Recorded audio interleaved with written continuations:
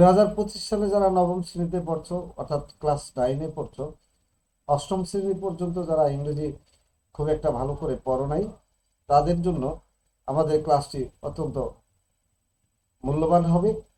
আশা করি এই বইয়ের English grammar and composition class 9 এবং 10 এই বইটির সকল অর্থ আমরা বুঝে বুঝে পড়ব।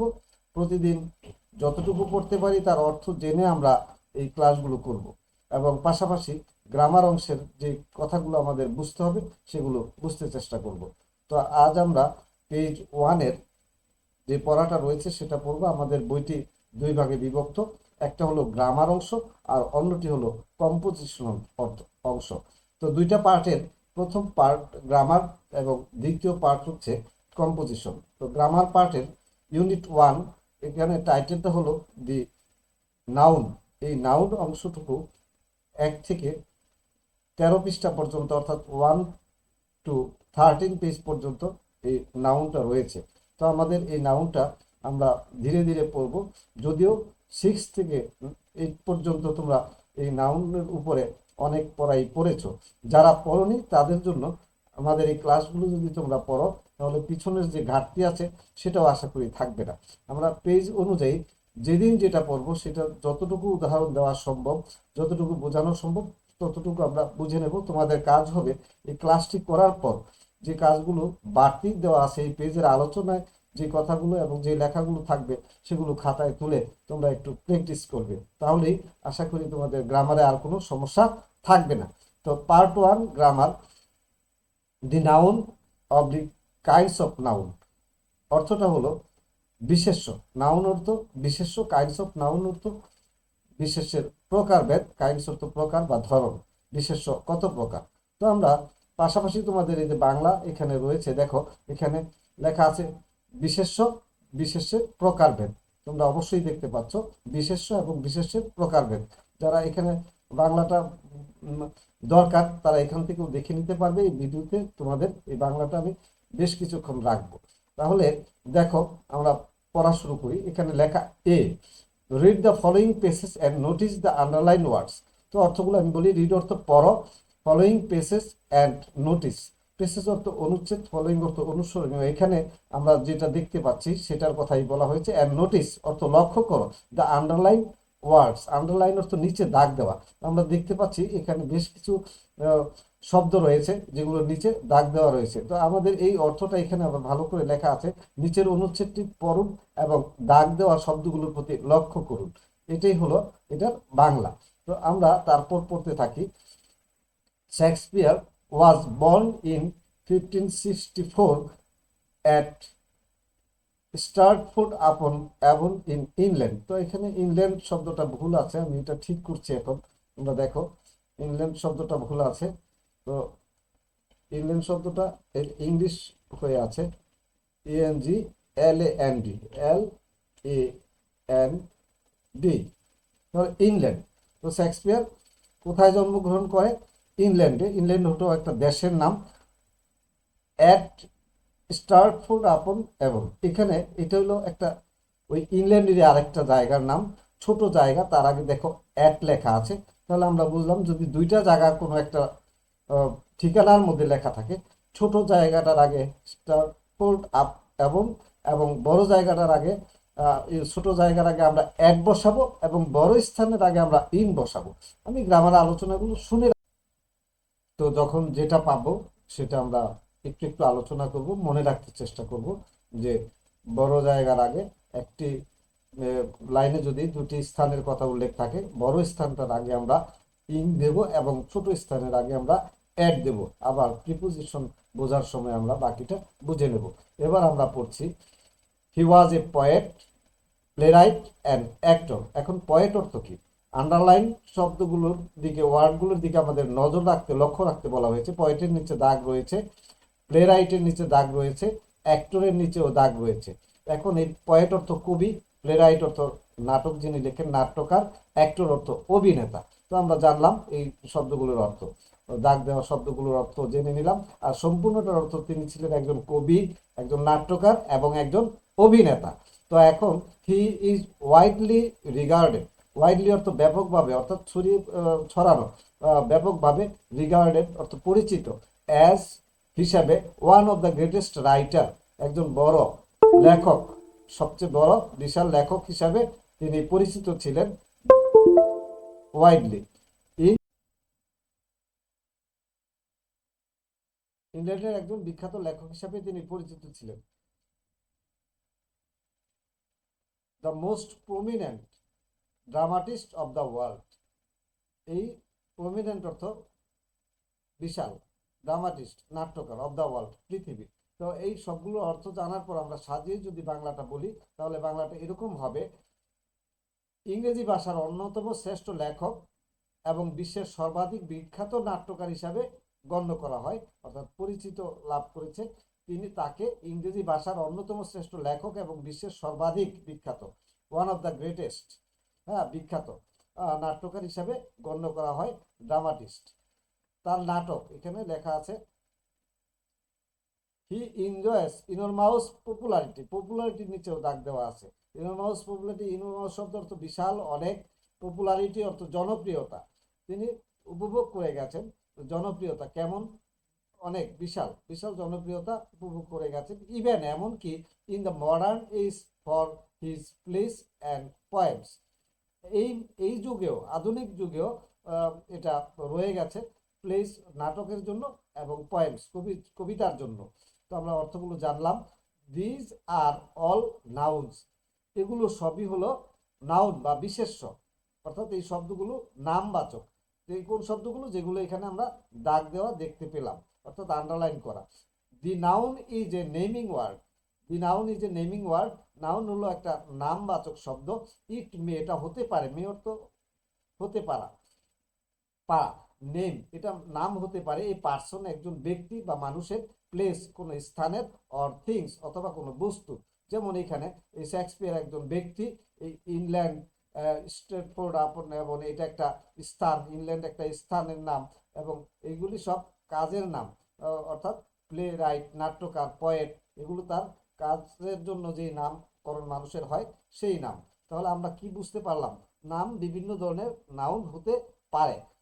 এখন দেখো এখানে বলা হয়েছে কি, there is a bewildering variety of things in the world, পৃথিবীতে অনেক বিভিন্ন ধরনের, এই বিওয়াল্ডারিং অর্থ হলো বিভ্রান্তিকর, বিওয়াল্ডারিং অর্থ বিভ্রান্তিকর, শব্দটার অর্থ ভ্যারাইটি অফ থিংস, বিভিন্ন ধরনের, বিভ্রান্তিকর বিভিন্ন ধরনের বস্তু এখানে রয়েছে পৃথিবীতে। So there is a bewildering number of nouns, অর্থাৎ বিভ্রান্তিকর বিভিন্ন সংখ্যার, অসংখ্য নাউন বা নাম রয়েছে ইন এ ল্যাঙ্গুয়েজ, একটা ভাষায়। Look back at the nouns, এখন আবার তোমাকে দেখতে বলছে, এই নাউনগুলোর দিকে তাকাতে বলেছে, ঠিক আছে। At the nouns in the passage above, উপরের যে অনুচ্ছেদটিতে নাউনগুলো আমরা দেখলাম, এটা আবার দেখতে বলছে। আমরা দেখি কি কি, শেক্সপিয়ার, স্ট্রেটফোর্ড আপন এবং England, poet, playwright, actor, writer, England, তারপর পপুলারিটি, এইজ, প্লেস, পয়েম, এগুলো আমরা দেখলাম, এগুলো অর্থ আমরা জেনেছি। হ্যাঁ, অ্যান্ড থিঙ্ক এবং ভাবো বা ভাবুন, হোয়াট দে নেম, ওগুলো কিসের নাম, ওগুলো কিসের নাম। এখানে বলা হয়েছে দেয়ার আর 5 kinds of nouns in English, ইংরেজিতে 5 ধরনের নাউনের, 5 প্রকার নাউন রয়েছে। দে আর, তারা হলো proper noun, common nouns, collective nouns, material nouns, abstract nouns, এগুলো নাউনগুলোর নাম। এখন আমরা আমাদের জানতে হবে এগুলো দিয়ে কি বোঝায়, যদিও এই বইতে লেখা আছে, তো আমরা একটু আজকে শুধু এই proper noun, common noun, collective noun, material nouns, abstract noun, দ্বিতীয় পৃষ্ঠা যাওয়ার আগে এই ধরনের এই 5 প্রকার নাউনের কিছু নাম আমরা আজকে জেনে নেই, তাহলে আমরা পরবর্তী পৃষ্ঠাটা পড়তে গেলেই আমাদের খুব সুবিধা হয়ে যাবে। তো তোমাদের কাজ হবে এই নাউনগুলো দেখা। যেমন নাউন শব্দের অর্থ হলো নামবাচক, প্রপার নাউন শব্দের অর্থটা হলো নামবাচক বিশেষ্য। কেমন নাম, a name use for an individual person, একেবারেই যথাযথ, ইন্ডিভিজুয়াল ব্যক্তি বা যথাযথ বিশেষ্য, যথাযথ ব্যক্তির নাম। প্লেস যথাযথ স্থানের নাম, অর্গানাইজেশন। আমরা এখানে যথাযথ শব্দটা, যথাযথ বিশেষ্যটা শব্দটা বাংলায় ব্যবহার করলে বুঝতে সুবিধা হবে। নামবাচক শব্দটাও আমরা বিশেষ্য, এটাও বুঝবো না হয়তো বা, কিন্তু যথাযথ বিশেষ্য এর দিয়ে কি বোঝানো গেল? অর্গানাইজেশন কোনো সংস্থার নাম। স্পেল এটা বানান করা হয় উইথ ইনিশিয়াল ক্যাপিটাল লেটার। সেটা শুরুটা হয় কিভাবে? একটা বড় অক্ষর দিয়ে, ইংরেজি একটা ক্যাপিটাল লেটার দিয়ে এটা লিখতে হয়। যেমন Larry, Mexico and Boston Red Sox. এটা একটা ব্যক্তির নাম, এটা একটা স্থানের নাম, এটা একটা স্থানের নাম। এইটা কি ডেফিনেশন অফ প্রপার নাউন। আমরা নামবাচক বিশেষ্য, নামবাচক বলতে আমরা বুঝি কি যথাযথ নাম, যেটা যার নাম যে নামে ডাকা হয় ওই নামটাই হলো প্রপার নাউন। এখন এই প্রপার নাউন বুঝলাম, এবার কমন নাউনের অর্থ হলো জাতিবাচক বিশেষ্য। জাতি কি? অনেক, একটা জাতি কি কি থাকে, এক জাতের যতগুলো আছে ওই ধরনের সবগুলি হলো জাতি বোঝায়। সমষ্টিবাচক বিশেষ্য কি? কালেকটিভ নাউন, একসাথে অনেক কোনো কিছুর একটা নাম, সেটা হলো সমষ্টিবাচক বিশেষ্য। বস্তুবাচক বিশেষ্যটা কি? বস্তুবাচক হলো ম্যাটেরিয়াল নাউন, অর্থাৎ কোনো বস্তুর নাম হলে সেটা ম্যাটেরিয়াল নাউন ইংলিশে। গুণবাচক বিশেষ্য অ্যাবস্ট্রাক্ট নাউন, যেটা দেখা যায় না কিন্তু এটা অনুভব করা যায়, এরকম কিছু নাম হলো অ্যাবস্ট্রাক্ট নাউন। এখন আমরা যদি এই বিষয়টি একটু ভালোভাবে দেখি তাহলে দেখো, প্রপার নাউনের সংজ্ঞাটা আমরা জানলাম। এবার আমরা এই যে বিশেষ্য 50টি করে শব্দ আমি দিতে চেষ্টা করেছি, বিভিন্ন ধরনের নাউনের 50টি শব্দ আমরা এখানে লিখেছি। প্রপার নাউনের, প্রপার নাউন কি? Names of specific people. এটা একটা যথাযথ নাম, ব্যক্তির নাম, যথাযথ স্থানের নাম, যথাযথ বস্তুর নাম। যেমন উইলিয়াম, দেখো উইলিয়াম, উইলিয়াম অর্থ উইলিয়াম একটা ব্যক্তির নাম, ঢাকা একটা স্থানের নাম, অ্যামাজন, অ্যামাজন একটা সংস্থা বা অর্গানাইজেশনের নাম। এটা কি কি ধরনের অর্গানাইজেশন? এটা বিজনেস। তাজমহল এটা একটা স্থাপনার নাম। গুগল, গুগল একটা কি, একটা সাইটের নাম, ওয়েবসাইটের নাম। টেসলা, টেসলা একজনের নাম। আইফেল টাওয়ার একটা, প্যারিসের একটা আইফেল টাওয়ার নামে একটা টাওয়ার রয়েছে, সেটার নাম। এই যে বিশেষ, আমরা বুঝতে পারলাম তো কেন এটা কি যথাযথ নাম, অর্থাৎ এটার অন্য কোনো নাম নাই, এটা দিয়েই তাকে পরিচিত হতে হয়। টয়োটা একটা গাড়ির নাম। হিমালয়াস একটা কি পর্বতের নাম। নিউ ইয়র্ক একটা শহরের নাম। আটলান্টিক, আটলান্টিক একটা সমুদ্রের নাম। হ্যারি পটার এটা একটা নাম। এমসি ডোনাল্ডস, ম্যাকডোনাল্ডস, ম্যাকডোনাল্ডস একটা নোকিয়া, নোকিয়া একটা মোবাইল কোম্পানির নাম। মার্স মঙ্গল গ্রহের নাম। সুনীল একটা ব্যক্তির নাম। শেক্সপিয়ার, শেক্সপিয়ার কি একটা মানুষের নাম। রেড সি লোহিত সাগর একটা সাগরের নাম। এভারেস্ট, এভারেস্ট একটা চূড়ার নাম। ডিজনি, ডিজনি একটা ডিজনি একটা স্থানের নাম। Sony, Sony. ইনস্টাগ্রাম, আমরা যে ইনস্টাগ্রাম, হোয়াটসঅ্যাপ, এগুলো সবই কি একটা যথাযথ নাম। তো এরকম যত নামগুলি আছে, এই নামগুলি, ফেসবুক, মেসি, রোনালদো, এগুলি কি যথাযথ নাম, অর্থাৎ একটা নাম দিয়ে, যেই নামটা দিয়ে তাকে ওই নামেই ডাকা হয়। অর্থাৎ এটা কেমন নাম? এটা যথাযথ নাম বা এমনই একটা নাম, স্পেসিফিক পিপল, স্পেসিফিক বিশেষ, বিশেষভাবে যেটা তাকে ওই নামেই বলতে হবে। নামবাচক বিশেষ্য অথবা যথাযথ বিশেষ্য, এই প্রপার নাউন আমরা জানলাম। এখন প্রপার নাউনের পর আমরা যদি কমন নাউনের দিকে যাই, এখানে দেখো তোমরা দেখে নাও, এগুলো তোমরা পড়তে পারো, এগুলো সবই প্রপার নাউন, এগুলি এক এক করে তোমরা পড়তে পারো, পড়লে তোমাদের সুবিধা। নীল রিভার, এখানে অনেকগুলি নাউন আমি দিয়ে রেখেছি, এগুলি তোমরা পড়বে। বিভিন্ন স্থানের নাম, ব্যক্তির নাম, সংস্থার নাম এখানে আছে। ঠিক আছে, আমি সবগুলো পড়লাম না, তোমরা তোমাদের বুদ্ধিমত্তা দিয়ে যদি মনে করো প্রয়োজন তাহলে তোমরা পড়ে নিবে। এবার কমন নাউন জাতিবাচক বিশেষ্য। General names for people. General অর্থ সাধারণ। সাধারণটা কি? সাধারণ মানে সাধারণ, যেমন পৃথিবীতে যতগুলো ছাগল আছে সবগুলি ছাগল, গোট। ঠিক আছে, যতগুলো গরু আছে সবগুলি গরু, এই ধরনের যে নামগুলো। যতগুলি মানুষ আছে, মানুষ, আমরা কি আমাদের প্রত্যেকের একটা নাম আছে, সেটা হলো প্রপার নাউন। কিন্তু আমরা যে মানুষ, এটা যে কোনো মানুষই মানুষ, এই জেনারেল নেম হলো এটা। এরকম জেনারেল প্লেসের নাম আছে, জেনারেল বস্তুর নাম আছে, সেগুলি কি? বয়, বয় অর্থ ছেলে। তো যতগুলি ছেলে আছে সব এই শব্দ দিয়ে বোঝায়। এই যে নামটা ছেলে, এই যে মেয়ে, এই নামটা, এগুলি হলো জাতিবাচক বিশেষ্য বা কমন নাউন্স। তাহলে আমরা বুঝলাম কমন নাউন্স কি। এখানেও বেশ কিছু কমন নাউন আছে, আমাদের বই আছে, বইয়ের আবার বাংলা অঙ্ক ইংরেজি নাম আছে, কিন্তু সবগুলো বই, এই জন্য এটা একটা জাতিবাচক বিশেষ্য বা কমন নাউন। এখানে আমরা এগুলো পড়বো, তোমরাও দেখবে, এগুলো পড়লে তোমাদের কমন নাউন সম্বন্ধে ধারণা আসবে। দেখো এই যে বাড়ি, ডাক্তার, নার্স। এই ডাক্তার একটা পেশার নাম, নার্স একটা পেশার নাম, কিন্তু এই ডাক্তার এবং নার্সেরও নাম আছে, এরকম সবগুলি পেশার লোকদের নাম আছে একটা, আবার তাদেরও নাম আছে, ওই ওই নামটা হলো প্রপার নাউন। আর এই যে ডাক্তার, নার্স, কৃষক, হ্যাঁ, এগুলি হলো কি কমন নাউন, জাতিগত নাম। তাহলে এগুলি কি জাতিগত নাম, তোমরা এগুলো দেখবে, ক্রমান্বয়ে দেখতে থাকলে তোমরা বুঝে ফেলবে কোনটা কোন নাউন। এবার আমরা কালেকটিভ নাউন, সমষ্টিবাচক বিশেষ্য, এটা কি, এটা আবার কি, গ্রুপস অফ পিপল, অর্থাৎ দল বাঁধার পর একটা নাম হয়। পিপল, এনিমেলস অর থিংস, কোনো প্রাণীর হয়, মানুষের হয়, কোনো বস্তুর হয়, অর্থাৎ একটা দল হলে তাকে তখন এটা বলা হয়। যেমন টিম, টিমে যতজন খেলোয়াড় থাকে সবগুলোর নাম একসাথে হলো দল। আর্মি, সেনাবাহিনী, যত সেনাবাহিনী আছে সবগুলো একসাথে একটা নাম, সেটা হলো সেনাবাহিনী, এটা আর্মি।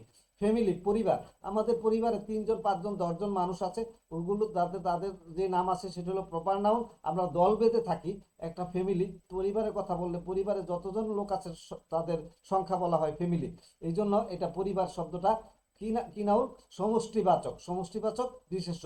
এখানেও বেশ কিছু শব্দ আমার দেওয়া আছে, তোমরা এগুলো পড়বে এবং এগুলোর ইংরেজি বাংলা দুইটাই জানবে, জানলে তোমাদের আর এই কালেকটিভ নাউন বুঝতে আর সমস্যা হবে না, এগুলো তোমরা জানবে এবং বলবে, লিখবে। এবার আমরা ম্যাটেরিয়াল নাউন বা বস্তুবাচক বিশেষ্য সম্পর্কে কিছু আলোচনা করব। বস্তুবাচক আমরা যা দেখি, যেগুলো প্রাণ নাই, যেগুলো মানুষ তৈরি করেছে, এগুলি সবই কি বস্তুবাচক বিশেষ্য। যে এগুলো এগুলো ছাড়াও আমরা যে প্রকৃতি থেকে যেগুলো পাই, সেগুলো কি, সেগুলো প্রকৃতি থেকে ম্যাটেরিয়াল অর সাবস্টেন্স।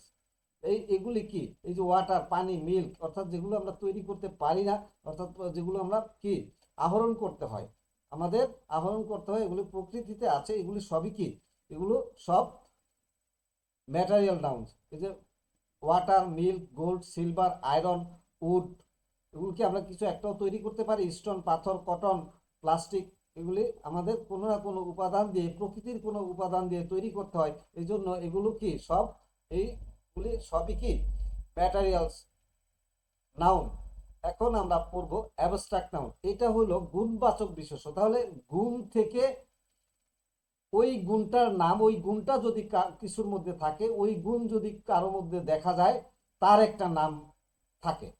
যেমন একটা মানুষ, যে কোনো মানুষের কষ্ট দেখলে সেখানে দৌড়ে যায়, অর্থাৎ তাকে সে ভালোবাসে, লাভ, ভালোবাসা, এটা একটা অ্যাবস্ট্রাক্ট নাউন। এই যে ধারণার নাম, এটা কিসের নাম, ধারণার নাম। এই যে আইডিয়া, কোয়ালিটিস, ফিলিংস, অনুভূতির নাম, names of feelings, qualities or ideas, এগুলো কিসের নাম, এগুলি সব অ্যাবস্ট্রাক্ট নাউন বা গুণবাচক বিশেষ্য। তো আমরা এখানেও বেশ কিছু সততা, একটা মানুষ সৎ, সৎ একটা গুণের গুণ বুঝায়, সৎ একটা গুণ বুঝায়, এই সৎ গুণটা যার মধ্যে বিদ্যমান থাকে তার সেই গুণের নামটা হলো অনেস্টি বা সততা। ঠিক একইভাবে সাহস, ব্রেভারি, ব্রেভ, যে তার মধ্যে ব্রেভারি আছে, এই যে সাহস শব্দটা, ব্রেভারি, এটাও হলো একটা কি না, অ্যাবস্ট্রাক্ট গুণবাচক শব্দ বা গুণবাচক নাউন। এটা কি, এটা একটা কোয়ালিটি। আইডিয়া, ধারণার নাম, ধারণার নামও কি, এই যে স্বাধীন, স্বাধীনতা, আমরা যে বলি স্বাধীনতা, এই স্বাধীনতা একটা ধারণার নাম, সেইটা হলো ফ্রিডম, একটা ধারণার নাম স্বাধীনতা। ঠিক আছে, একটা অবস্থার নাম শান্তি, পিস, জয়, আনন্দ, এটা কিসের নাম, এটা ফিলিংসের নাম, আনন্দ, ফিলিংস। কোয়ালিটির নাম কি পাইলাম আমরা, অনেস্টি, ব্রেভারি, এগুলি কোয়ালিটি। কাইন্ডনেস, ঠিক আছে, এগুলি কাইন্ড থেকে কাইন্ডনেস, এই যে কাইন্ড অর্থ দয়া, দয়ালু, এই দয়ালু ভাবটা যার মধ্যে আছে সেই গুণটার নাম হলো